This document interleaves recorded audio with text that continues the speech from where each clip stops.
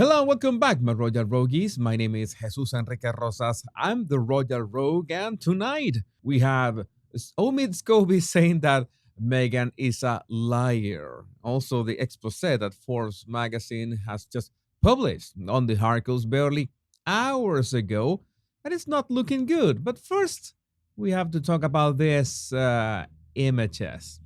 It seems that Meghan got fed up of using paparazzis for her casual strides and decided to, well, just be a bit more practical and deceiving. Prince Harry and Meghan Markle display PDA while attending holiday party. Exclusive, but what's the difference this time?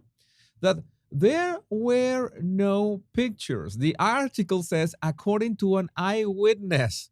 These people have stopped trying a long time ago. Or maybe Archwell's finances in the red do not allow for calling back grid anymore. But I stumbled upon this picture that some sausage squad members dare to pass as legit, and it's obviously made by artificial intelligence, and it's a very, very sloppy job.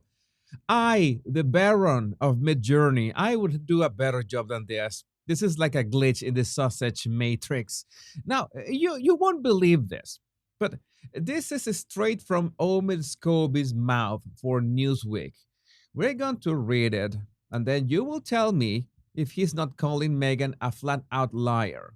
Speaking to Newsweek prior to the release of his explosive book Endgame, the royal author noted that it was not advisable for the former actress to take on the challenge of writing a memoir, as he believed that she would not be transparent. He added that in order for Meghan to have a positive response to her book, she would need to be authentic and honest with her readers. To gain the respect of the reader, you have to be completely human in your portrayal, transparent in your portrayal of yourself. It has to be candid. It has to be embarrassing in places. It has to be all of these things to be the true portrait of a human being rather than the varnished image of a public figure that wants to be seen in a certain way. And it's why I think Harry's book would always be more interesting than, say, if Meghan wrote a memoir, because I think Meghan has a much more curated take on what her image is and how it should be. Harry has always been a very candid man, maybe too much. So, what he's saying is that Meghan takes liberties to fix the truth in a way that looks good for her brand. A very subtle way of calling her out as a liar.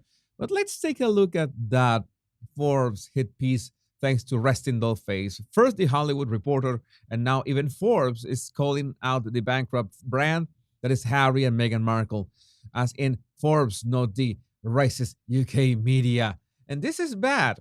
Harry and Meghan brand bust from hype up to biggest losers of 2023. And despite the relentless media coverage and hype generated by Prince Harry and Meghan Markle through their projects, including Prince Harry's book Spare, the Netflix documentary, Meghan's Arsewives podcast, and Harry's USA TV appearances, their efforts have failed to translate into buyers for their core business. What is their core business? The Archwell Foundation saw a staggering 11 million drop in donations in the past year, sending it into the red. I believe this serves as a compelling case study for Harvard Business School on the ultimate brand buzz failure. Oh, the burn. Am I surprised? Not at all. In fact, back in January of this year, I warned that Harry's brand was in crisis and imploding. This was during a time when Harry and Meghan were riding high on their media hype strategy. So the Hollywood Reporter, labeling Harry and Meghan the biggest losers in Hollywood, only amplifies that original insights. Uh, Firstly, it's important to be damn mindful of public perception. Harry and Meghan face ongoing criticism for their whiny and self-centered approach in their various projects. When building brands, leaders must be acutely aware of how our actions and messaging are perceived by the public. Were Harry and Meghan run by the royal family? The author believes they were.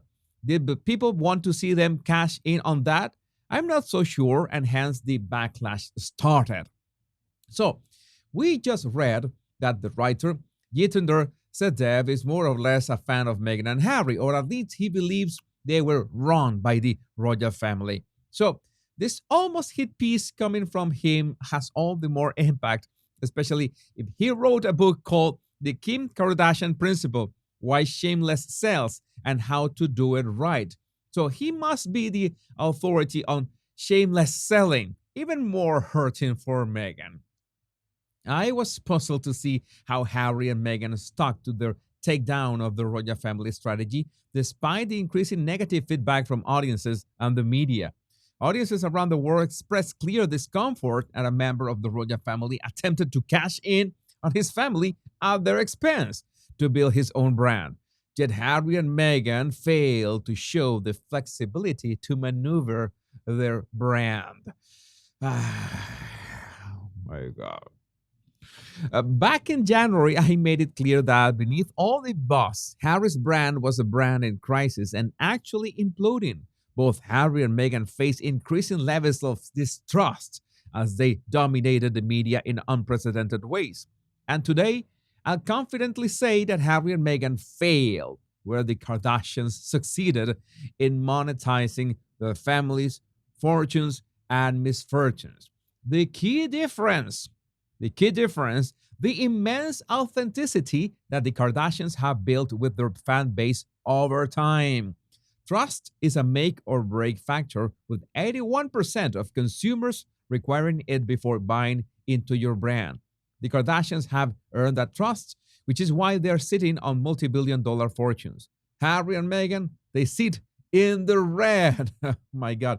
Not hard to imagine how things can be going on at Montecito. But it gets worse. Sabira, Harry and Meghan's 88 million Netflix series has been less popular than Peppa Pig official figures show. The couple's documentary on their exit from royal life was watched for a combined 62 million hours on Netflix in the first half of 2023, while the first two seasons of the children's cartoon has drawn in more than 140 million hours. Of course, they need to blame someone else for this. Prince Harry and Meghan Markle convinced royal family behind vendetta, blocking brand deals. This is incredible. And in completely unrelated news, King Charles arrives at the High Court in London. No, he's not in trouble, but there to celebrate the exceptional work of court staff. The visit coincidentally comes 24 hours before the same court will rule on Harry's legal case against Mirror Group newspapers. But Rogues, I would love to know what do you think about this in the comments. My Royal Rogues, my name is Jesus Enrique Rosas. I'm the Royal Rogue. And until we meet on another video or another live, remember the two most important words: much love and bliss.